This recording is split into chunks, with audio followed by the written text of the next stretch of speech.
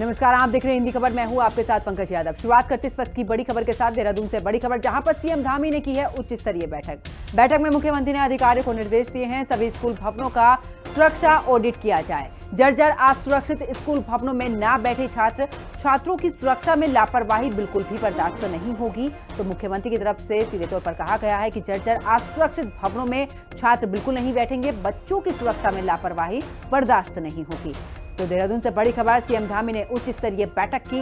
इस बैठक में मुख्यमंत्री ने अधिकारियों को साफ तौर पर निर्देश दिए हैं। उन्होंने कहा कि सभी स्कूल भवनों का सुरक्षित ऑडिट किया जाए। इसी के साथ उन्होंने कहा कि जर्जर असुरक्षित भवनों में न बैठे छात्र तो बच्चों की सुरक्षा में लापरवाही नहीं बर्दाश्त होगी। मुख्यमंत्री ने बैठक में सीधे तौर पर कहा है, उच्च स्तरीय बैठक मुख्यमंत्री ने की है और साफ कहा है कि जो जर्जर भवन है उन भवनों में बच्चे नहीं बैठेंगे। तो सभी स्कूल भवनों का सुरक्षित ऑडिट किया जाए। ऐसे में जर्जर असुरक्षित भवनों में ना बैठे छात्र, इसके अलावा बच्चों की सुरक्षा की लापरवाही को लेकर भी उन्होंने कहा कि अगर कोई भी लापरवाही होती है तो वो बिल्कुल भी बर्दाश्त नहीं की जाएगी। तो बैठक में मुख्यमंत्री ने अधिकारियों को निर्देश भी दिए। ज्यादा जानकारी के लिए हमारी सहयोगी दीपिका भंडारी हमारे साथ में जुड़ चुके हैं। दीपिका, क्योंकि देखिए लगातार जिस तरीके से मौसम की मार झेल रहा है उत्तराखंड, ऐसे में हम हादसे तो देख रहे हैं, लेकिन देखिए बच्चों की सुरक्षा को लेकर आज मुख्यमंत्री ने जिस तरीके से उच्च स्तरीय बैठक की, उन्होंने सीधे तौर पर कहा कि ऐसे भवनों में बच्चों को बिल्कुल नहीं बैठाया जाए जिनकी हालत खराब है, जो कि जर्जर हालत में है।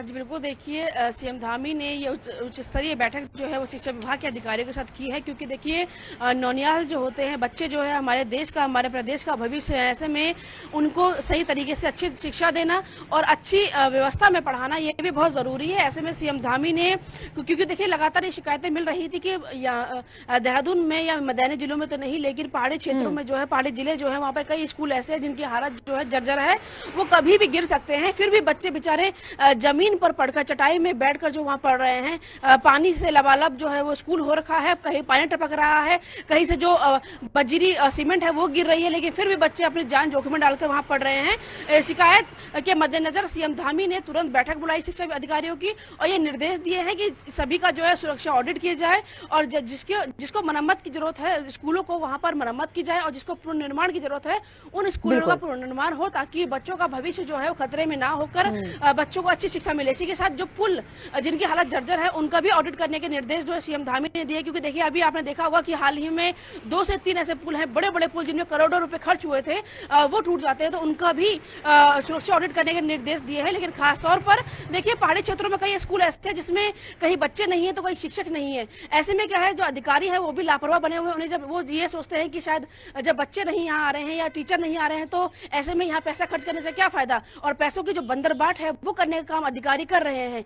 जो भी मरम्मत का पैसा आता है, जो भी तमाम चीजें होती हैं, वो कहीं ना कहीं बंदरबाट करने का काम किया जा रहा है। अगर वहाँ बच्चा पढ़े या ना पढ़े, टीचर हो ना हो, उनकी स्कूलों की हालत को सुधारना अधिकारियों की जिम्मेदारी है, विभाग की जिम्मेदारी है, ताकि कम से कम स्कूलों की व्यवस्था को देखकर, स्कूलों का गेटअप देखकर कम से कम बच्चे वहाँ पढ़ने के तो आए। लेकिन जब हालत ही जर्जर होगी, ऐसे में कौन अपने बच्चों को अब जीवन खतरे में डालने के लिए स्कूल में भेजेगा? तो ये बड़ा सवाल है कि अधिकारी आखिर कर क्या रहे हैं। इसीलिए सीएम धामी ने सख्त निर्देश अब अधिकारियों को दे दिए हैं कि तुरंत स्कूलों की मरम्मत की जाए, वरना उन पर कार्रवाई होगी। बिल्कुल, बहुत बहुत शुक्रिया दीपिका भंडारी हमारे साथ जुड़ने के लिए, तमाम जानकारी साझा करने के लिए। खबरों में आगे बात करते हैं, जहां पर मुख्यमंत्री पुष्कर सिंह धामी ने प्रधानमंत्री के रूप में दूसरे सबसे लंबा कार्यकाल पूरा करने वाले पीएम मोदी को प्रदेशवासियों की ओर से शुभकामनाएं दी है। सीएम ने कहा कि प्रधानमंत्री नरेंद्र मोदी ने जिस तरीके से कार्य किए हैं, विश्व में भारत की अलग ही पहचान स्थापित हो रही है।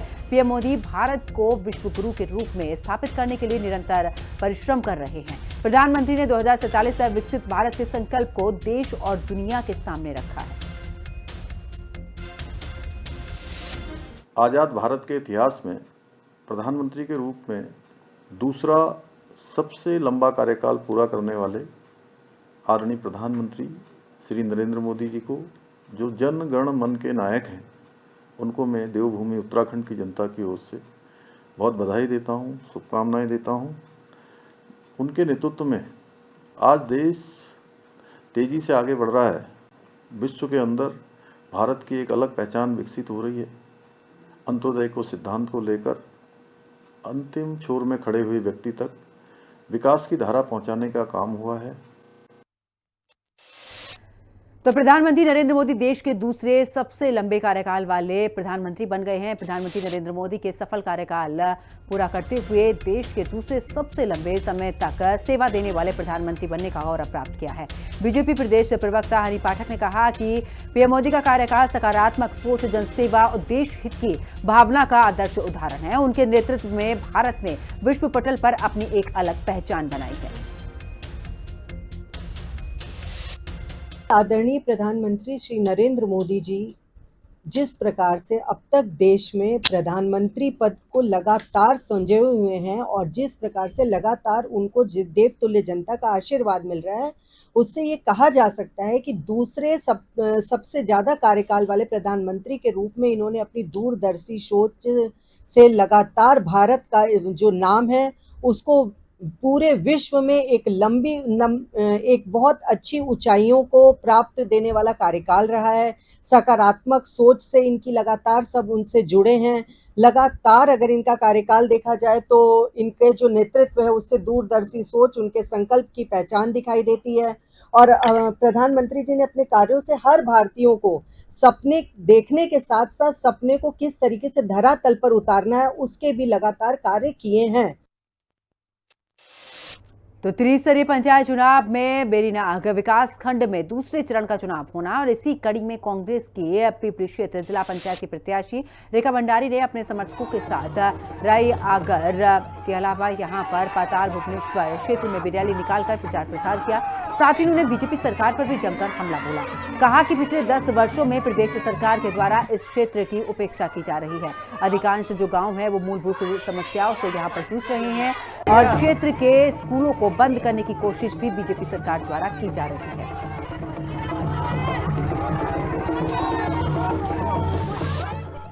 जैसा कि सभी लोग जानते हैं, लोक पर्व का त्यौहार है त्रिस्तरीय पंचायती चुनाव और मुझे जिला पंचायत सदस्य के रूप में, प्रत्याशी के रूप में यहाँ पे लड़ने का मौका मिला चुनाव।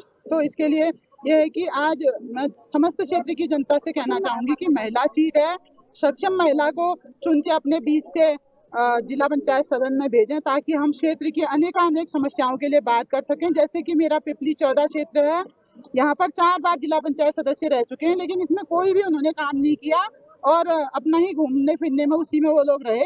तो आगे जाके अगर मुझे जिला पंचायत सदस्य चुन के लोग जनता यहाँ से भेजती है तो क्षेत्र की सभी समस्याएं, सड़कों की समस्याएं, पानी की समस्याएं हैं और अनेक जो हमारे बच्चों के लिए खेल कूद के साधन होने चाहिए वो यहाँ पे नहीं है। खेल मैदान बनने चाहिए और जो भी समस्याएं हैं उनका मैं निराकरण करने की कोशिश करूंगी और सदन में अपने क्षेत्र की आवाज को उठाने का कार्य करूंगी। तो पंचायत चुनाव के दूसरे चरण के लिए प्रचार प्रसार तेज हो गया है। बीजेपी पूरे प्रदेश में जोर शोर से प्रचार प्रसार कर रही है। बीजेपी प्रदेश प्रवक्ता हनी पाठक का चुनाव को लेकर साफ कहना है कि जनता का आशीर्वाद मिल रहा है।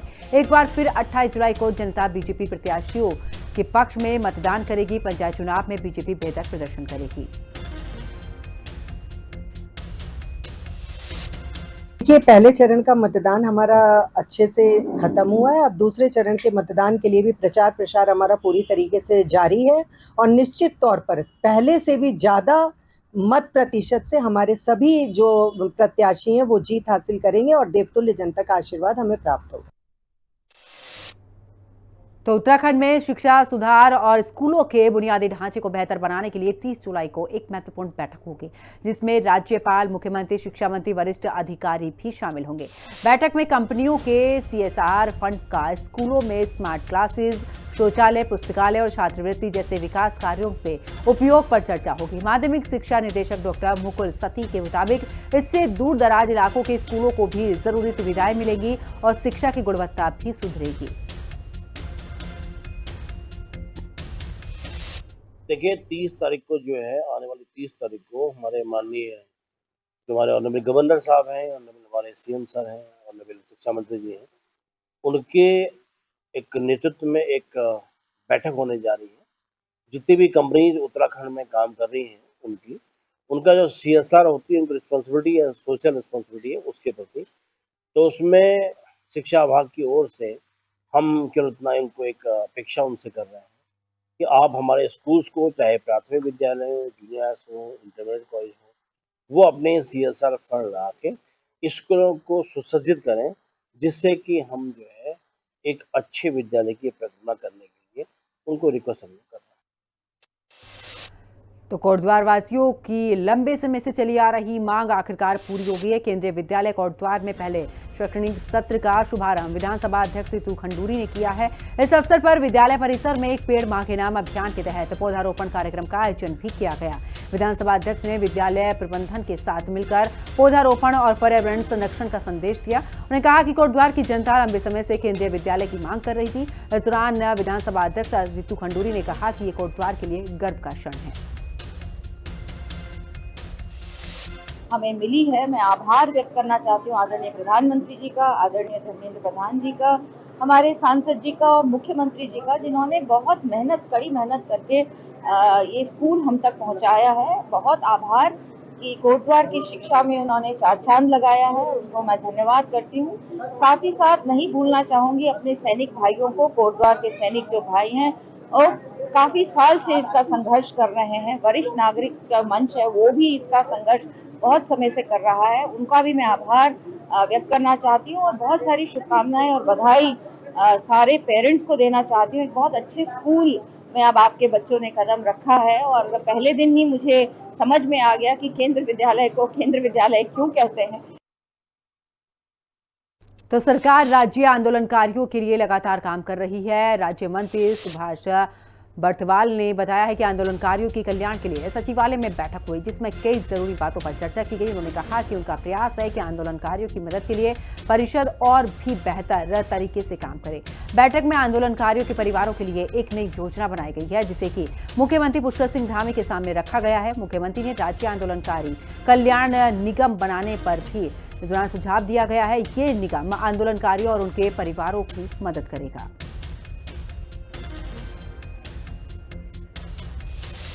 जब से मुझे जो है दायित्व मिला है, मैंने प्रयास किया है कि उसको आंदोलनकारियों के हित में गतिमान किया जाए और इसी निमित्त एक वृहद बैठक जो है सचिवालय के अंदर मैंने जो है आहूत करवाई थी गृह सचिव की अध्यक्षता में, जिसमें करीब 14 बिंदुओं के ऊपर जो है उसमें चर्चा हुई। बहुत सारे बिंदु थे, जैसे चिन्हीकरण के संदर्भ में बहुत सारे आंदोलनकारी जो रह गए उनके पुनः जो है चिन्हीकरण की प्रक्रिया शुरू हो।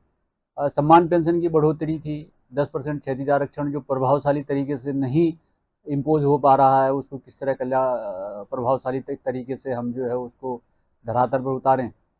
तो इस तरह के तमाम बिंदुओं पर चर्चा हुई और इसके साथ साथ आंदोलनकारियों और उनके परिजनों के हितार्थ एक कार्य योजना जो है हमने माननीय मुख्यमंत्री जी के सामने भी रखी है।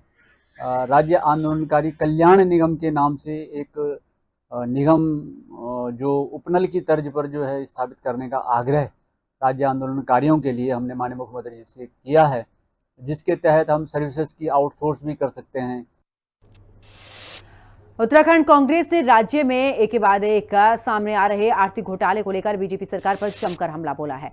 कांग्रेस की मुख्य प्रवक्ता गरिमा दास सोनी ने कांग्रेस मुख्यालय में प्रेस को संबोधित करते हुए कहा कि LUCC घोटाले की तरह ही social benefit mutual fund limited नामक कंपनी ने भी उत्तराखंड के हजारों निवेशकों की खून पसीने की कमाई को लूटा है। इस कंपनी के संचालन में पूर्व मुख्यमंत्री त्रिवेंद्र सिंह रावत के औद्योगिक सलाहकार KS पवार की पत्नी सीधी भूमिका भी यहां पर निभा रही हैं, जो कि निदेशक पद पर थी। उन महिलाओं को, उन पुरुषों को सड़क पर उतरते हुए देख रहे हैं और अपनी छाती पीट कर रोते हुए देख रहे हैं, जिनके साथ इतना बड़ा छलावा हो गया LUCC कंपनी ने कर दिया। लेकिन सवाल मेरा बड़ा ये है कि KS पवार का 2022 में 200 करोड़ का मनी लॉन्ड्रिंग का मामले उजागर हुआ था, जिसमें उनकी पत्नी निदेशक थी कंपनी की। आनन फानन में पत्नी से इस्तीफा तो दिलवा दिया KS पवार ने, लेकिन जांच भी बैठाई गई। उस जांच का क्या हुआ और क्या सजा मिली कंपनी को?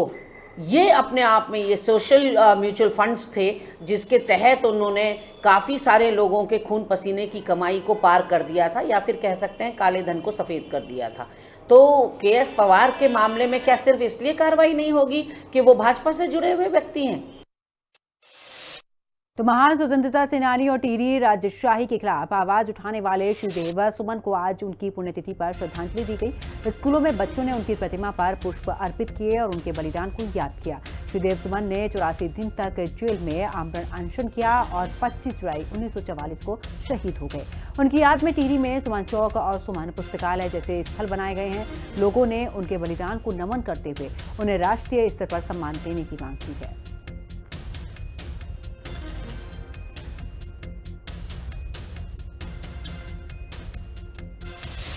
तो टिहरी में भी अमर शहीद श्रीदेव सुमन की पुण्यतिथि पर विधायक किशोर उपाध्याय और जिलाधिकारी नीतिका खंडेलवाल ने उनकी प्रतिमा पर माल्यार्पण कर श्रद्धांजलि दी। इस मौके पर विधायक किशोर उपाध्याय ने कहा कि श्रीदेव सुमन ने जनता के अधिकारों के लिए 84 दिन का आमरण अनशन पर अद्वितीय साहस का परिचय दिया।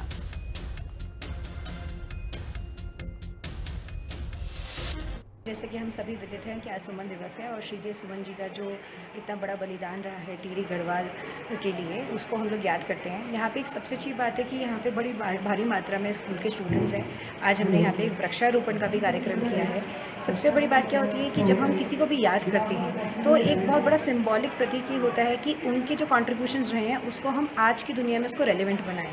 जिस तरीके से उन्होंने अहिंसा का पाथ चुना और जो हम गांधी जी की फिलॉसफी भी कहते हैं कि truth and non violence is the की टू सक्सेस, आज हम देखते हैं कि विश्व भर में जहाँ जहाँ इतने युद्ध हो रहे हैं उसमें श्रीदेव सुमन जी के दिवस हमारे लिए एक बहुत ही स्पेशल दिवस है। टिहरी गढ़वाल के जितने भी छात्र छात्राएं यहाँ मौजूद हैं उनके लिए भी एक अच्छा, बच्चों के लिए एक सीख है कि किस प्रकार से उन्होंने जो अहिंसा का पथ यूज़ किया हम आगे भी वही करें और आगे हम इसी चीज़ को अपने कॉन्ट्रीब्यूशन बनाएं और जो हम लोग टिहरी के लिए कर सकते हैं वो हम करें। अपने को तिल कर अपना भविष्य, अपना वर्तमान, हमारे भविष्य के लिए जो है वो बलिदान कर देना, वो श्रीदेव सुमन ही कर सकते हैं। आज मेरे ख्याल से उनकी और अधिक आवश्यकता है। जिस भावना से उन्होंने टिहरी रियासत में उस समय जो कुछ हो रहा था उसके खिलाफ आवाज़ बुलंद की, मुझे लगता है कि अलग राज्य बनने के बाद भी आज 25वें साल में हमें पुष्कर सिंह धामी जी के नेतृत्व में अच्छा काम भी हो रहा है। लेकिन मुझे ये लगता है कि टिहरी राज्य और रियासत के साथ आज भी जो है न्याय नहीं हुआ है। जो कुछ चीज़ें उन्होंने जिसके लिए स्वयं को बलिदान किया, वो सब चीज़ें हम आज भी प्राप्त नहीं कर पाए।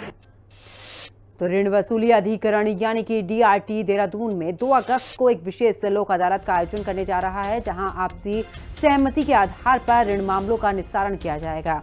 ऋण वसूली अधिकरण यानी कि DRT के रजिस्ट्रार मुकेश कुमार गैरोला ने बताया कि लोक अदालत केवल देहरादून ही नहीं बल्कि उत्तराखंड के सभी जिलों और पश्चिमी उत्तर प्रदेश के 8 जिलों के लिए भी महत्वपूर्ण है। इस लोक अदालत में वो सभी लोग शामिल हो सकते हैं जिनके मामले ऋण वसूली अधिकरण में विचाराधीन है।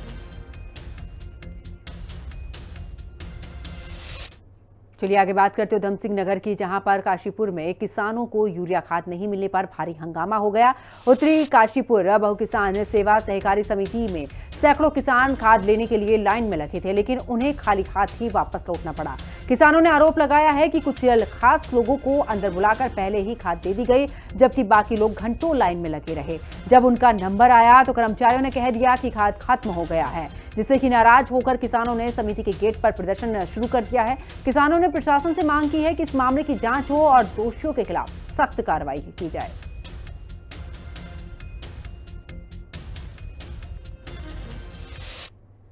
मेरा नाम संदीप है। मैं सुबह से आज यहाँ पे उत्तरी सोसाइटी में मेरा खाता है, मैं खाद लेने के लिए आया था, जिसकी सूचना कल मैंने खुद ब्रजेश यादव जो यहाँ के स्टाफ हैं उनको फ़ोन करके प्राप्त की थी। जिसके बाद मैं आज जब खाद लेने पहुंचा तो इन्होंने अंदर से ताला लगा के अपने मित्रगणों की पर्ची काट दी गई है। खाद इन्होंने खुद ही उनको दे दी गई है। कुछ बंदे तो यहाँ पे मौजूद भी नहीं है जिनके यहाँ पे उनका मतलब पर्ची कट चुकी है, खाद उनकी बढ़ चुकी है। जो 350 कट्टों का जो ट्रक आया था वो सारा बढ़ चुका है। जो हम लोग सुबह से यहाँ किसान खड़े हैं, जिनमें से हमारे साथ मित्रगण हमारे अंकल जी भी हैं, ये कह रहे हैं कि हम कल भी आए थे, कल इन्होंने हमारी किताबें जमा नहीं करी थी। मैंने रात इनको जब फ़ोन कराया तो उन्होंने हमसे कल भी बोला था कि हमने किताबें कुछ जमा कर रखी हैं, पहले वो काटेंगे उसके बाद हम आपको देंगे। इनसे पूछा मैंने भी, भाई साहब खाद की क्या सिस्टम है? बोले हो सकता है कल को एक गाड़ी आए। तो मैंने कहा अगर पक्का है या नहीं? बोला अभी पक्का नहीं है, आ सकती है, आप सुबह आना, सुबह आके पता कर लेना। ठीक है सर, हम आज सुबह 9 बजे के आए हुए हैं। 9 बजे आने के बाद इन्होंने ये बोला खुलते कि साहब यहाँ तो पर्चियाँ कल कट गई है। मैं कहा किताबें जमा हो रही हो, हम किताब जमा कर दें?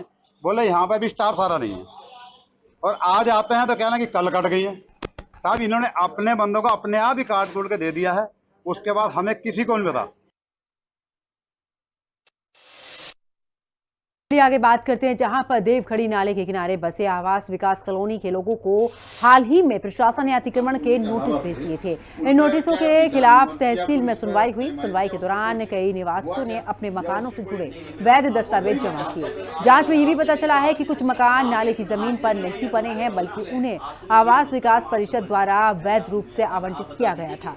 आपको बता दें कि प्रशासन ने दस्तावेज सही पाए जाने पर 14 नोटिस जो है फिलहाल रद्द कर दिए हैं। वहीं अन्य मामलों में अभी भी दस्तावेजों की जांच और जमीन की सीमाएं मिलाने का काम जारी है।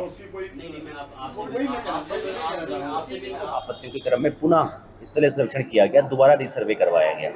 उसके बाद उनकी आपत्तियों की सुनवाई प्रारंभ की गई।